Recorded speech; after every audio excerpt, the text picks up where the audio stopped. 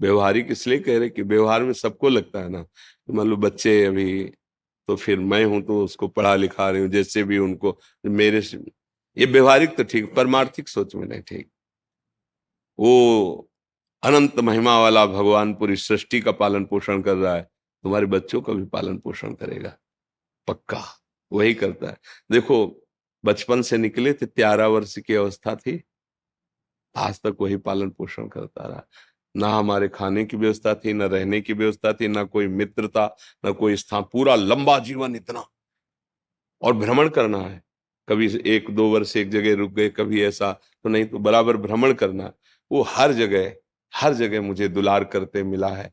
कभी जैसे लोग कोई ऐसे उद्दंड, तो उपदेश अंदर से मिला, ए सहो, ये सहने के लिए, तुम्हारे अहंकार का नाश करने के लिए मैंने भेजा इसको। तो बस आपका भेजा हुआ हर विधान अमृत है प्रभु।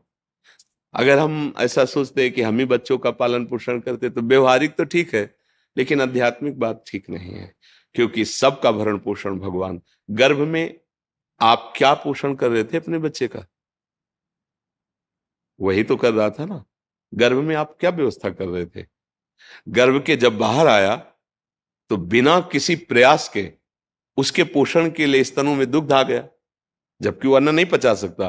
तो कितना गर्म, कितना मीठा, कितना उसको, वो पहले से व्यवस्थित है, और वो पीकर हष्ट पुष्ट होता है। तो विचार करो, जो गर्भ में पोषण किया, गर्भ के बाहर आने पर तो भोजन व्यवस्था कर दी ना। देखो, उसको पीना किसने सिखाया? सहज में वो पान कर ले, वो छोटा बच्चा, उसको सिखाना थोड़ी पड़ा है। वो बहुत सर्वज्ञ प्रभु है, जिस समय जैसी व्यवस्था चाहिए। विश्वास करो, तुम्हारे ना होने पर भी तुम्हारे बच्चों की वैसे ही उन्नति, वैसे ही भरण पोषण जैसे तुम्हारे सामने हो। तुम्हारे सामने तुम निमित्त हो, जब तुम हट जाओगी तो वो किसी रूप में आकर संभाल लेगा। वो पूरी सृष्टि को संभाल रहा है। और जो दुर्गति होनी तो तुम्हारे सामने हो जाएगी, तुम रोक नहीं पाओगी। जो सदगति होनी, तो तुम चाहे उसके विरोध में खड़ी जाओ, फिर भी उसकी उन्नति हो जाएगी। हम कई बार ये दृष्टांत सुना चुके हैं। एक सोझा जी नाम के गृहस्थ थे, उनका चरित्र है भक्तमाल जी में। वो महाभागवत थे। उनका ब्याह हुआ, पत्नी हुई, एक संतान हुई। जब संतान हुई तो उनको, पत्नी को प्रसव पीड़ा में बहुत कष्ट होता है। उसका रोना चिल्लाना ये सब सुन करके जब प्रसव हो गया, बच्चा कुछ समय का हो गया, तो उनका जीवन में दोबारा मैं गर्भ धारण करने की चेष्टा नहीं करूंगा, क्योंकि बहुत कष्ट होता है।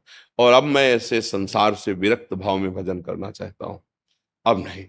पत्नी से प्रार्थना की कि तुम्हारा पाणी ग्रहण किया है, इसलिए तुमसे हम अनुमति मांगते हैं, या हमारे साथ चलो। अगर आप, तो घर में सब सुख सामग्री है, बच्चा है, आप पालन पोषण करो, पर मैं विरक्त होकर आज से भगवान का भजन करूंगा। यदि आप कहती हो कि पाणी ग्रहण किया, तो हमारे हाथ में हाथ मिलाओ, चलो, जैसे मैं रहूंगा वैसे रहना होगा, पर साथ में कुछ नहीं, कोई नहीं, और भजन करना होगा। तो उन्होंने कहा, मैं आपके बिना तो रह ही नहीं सकती, आपके साथ चलूंगी। तो चली। जब गांव के बाहर निकली, जंगल में पहुंची, तो देखा थोड़ा धीमी चाल है, तो उनका जल्दी से आओ ना, तो देखा गोद में बच्चा है। तो पलटून उनका कहा था कि हमारे साथ अन्य कोई नहीं चलेगा, सिर्फ आपकी अनुमति है, आप बच्चा ले। तो बोले, नवजात शिशु, इसको कहाँ छोड़े, इसको कौन पालन पोषण करेगा? तो उन्होंने कहा, सब जीव जंतुओं का पालन पोषण करता है, वही भगवान करेगा। या तो वापस हो जाओ, या बच्चा यहीं छोड़ दो। तो कैसे छोड़, उनका भगवान का भरोसा, छोड़ यहीं बच्चा या वापस जा। वो महाभागवत थे, पर पत्नी अपने पति को भगवान मानती थी। छोड़ दिया बच्चा वहां। 12 वर्ष तक भजन साधन, एकांत तीर्थों में भ्रमण। जब उन्होंने अपनी पत्नी की तरफ देखा, तो उसको एकांत में बार बार क्या हुआ होगा मेरे बच्चे का। तो उनका, चलो आज तुम्हारे अंदर जो बार बार एक प्रश्न रहता है, उसका उत्तर दिला देते हैं। अपने गांव में आए, बाहर बैठ गए, तो 12 वर्ष में दाढ़ी बाल ऐसे तो कोई पहचान नहीं। तो उन्होंने पूछा कि यहाँ तुम्हारे गांव में एक सोजा जी थे, सुनाओ संत बन गए, तो उनके कोई संतान थी, क्या हुआ आपको पता है?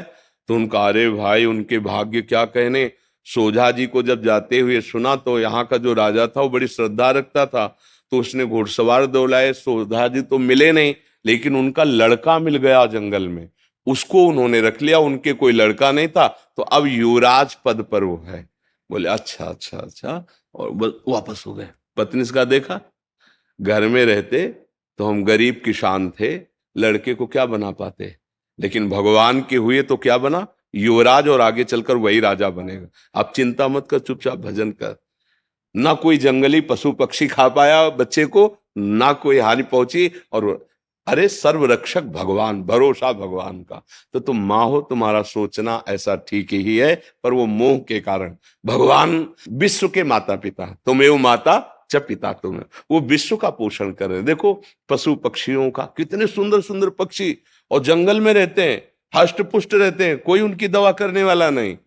रहीमन बहु भेषज करत, ब्याज न छाणत साथ, खग मृग बसत अरोग, हरि अनाथ के नाथ।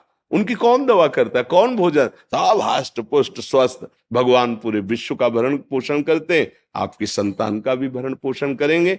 इस बात से डरो मत, भजन परायण रहो, जब तक श्वास है तब तक उनकी सेवा करते रहो। नहीं, तुम्हारी जहां तक सेवा संपूर्ण भगवान के चरणों में समर्पित कर दो। प्रभु अब आप देखना, हम तो आपके विधान के अनुसार जा रहे हैं, लेकिन ये जो सेवा है आप संभालना, भगवान संभाल लेंगे।